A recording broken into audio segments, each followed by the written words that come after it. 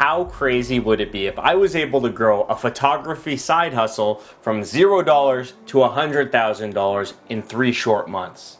It would be pretty awesome because then I could create some tutorials on this channel to help you grow a photography side hustle from $0 to $100,000 too. And if you're wondering what I'm talking about 3 months ago, I created a video talking about how I was planning on growing a side hustle in photography from $0 to $100,000 from scratch.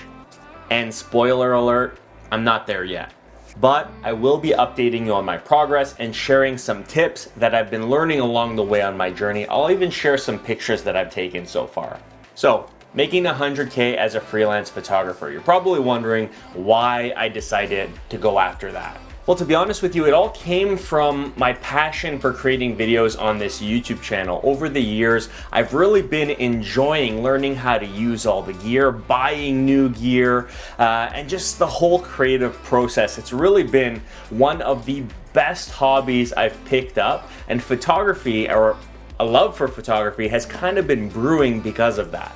And a big part of that also has been some other YouTube channels I watch. There's a ton of really awesome photography related creators like Maddie Hapoya and Peter McKinnon who just create amazing content that has really motivated me to want to do some of that stuff as well. So I said to myself, hey, I already own a whole bunch of gear that I could use to get into photography. Why not nurture my passion using that stuff and some of my spare time to create another income stream? And here we are. So my game plan on how I planned on accomplishing this was pretty simple. I'm gonna do 100 free photo shoots for anyone who would take me up on it. And basically my logic there is through doing 100 free photo shoots, I'd be accomplishing a couple different things. First, I'd be improving my skills as a photographer, which is great. I'd be putting myself in a lot of different photography related scenarios. You know, so far I've done engagement shoots, headshots, a whole bunch of different shoots. It's been an awesome learning experience. And it's also been something where it's been helping me build a network of people who are learning that I'm doing photography. It's given me some referrals. And you know, my thoughts are that by the time I've done 100 photo shoots, I'm gonna be pretty great at taking photos, at least in the types of shoots that I've been doing. And I'll now have a network of 100 people who could potentially hire me for future shoots, or better yet, refer me to their friends for future shoots. I thought that was a pretty good strategy, and you know, I already have a bunch of income streams that sustain my lifestyle. So I had the time to do stuff like that for free, and it's pretty cool. A lot of my friends have been really appreciative that I'm doing free photo shoots for them.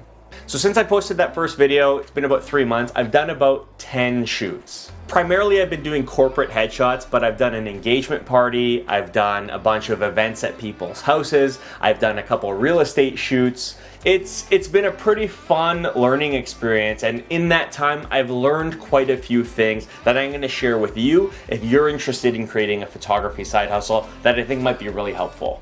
The first thing you want to do, and I made this mistake on my first shoot, was make sure you're getting to the location early, especially if you're not familiar with where you're going to be shooting. So for me, you know, I didn't really think to do this, and you get there and you're like, okay, where are we going to take these pictures? Where are the best spots? And more importantly, based on the time of day, where is the light coming from? You want to find some good spots with good lighting and have those already kind of logged in your head before you get there and before your subject gets there. So what I've been doing is I've been trying to arrive an hour, even an hour and a half early. I grab a coffee, I go for a walk before I'm meeting who I'm taking pictures with, and I scope out 3 or 4 nice spots that I think would make for some good photos.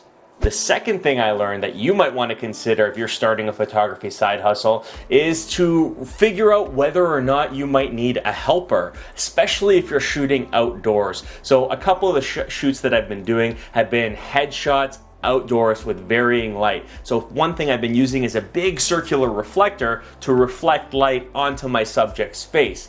It's really awesome and creates some nice photos, but I didn't really think this the first time, but it's kind of hard to do that.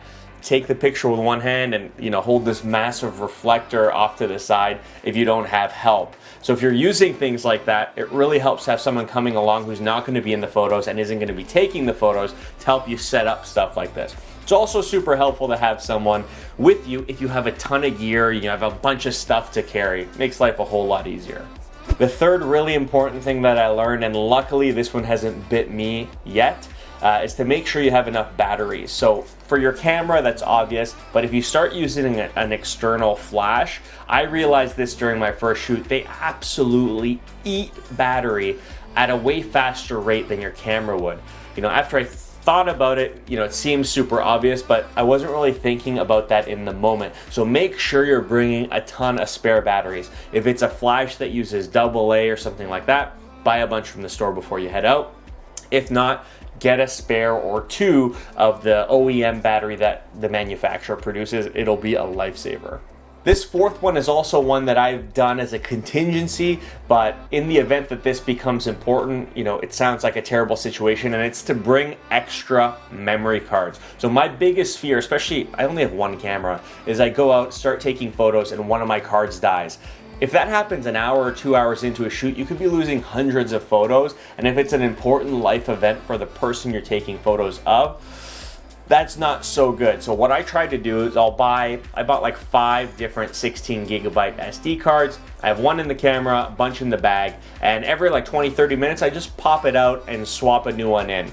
If you have a camera that has dual card slots, this is less of an issue. I don't, and if you're just getting into this as a hobby and you don't either, it probably makes sense to bring a bunch of spare memory cards. And the last tip that I think is going to be super helpful, and it's been helpful for me, is to just be chill, be calm, be yourself, have fun, and you're just kind of hanging out with your subject. I find that on my first shoot, I was really uptight. I was trying to get everything perfect, and that kind of shows in your subject. They're kind of feeling a little awkward. You're kind of running around, freaking out. It's always better, in my experience, just in my limited experience, to be super chill, make them feel comfortable, have fun with it, have a laugh, and that's going to show up well in the pictures because they're going to be more calm, more relaxed, have a more natural smile, and make for some better photos.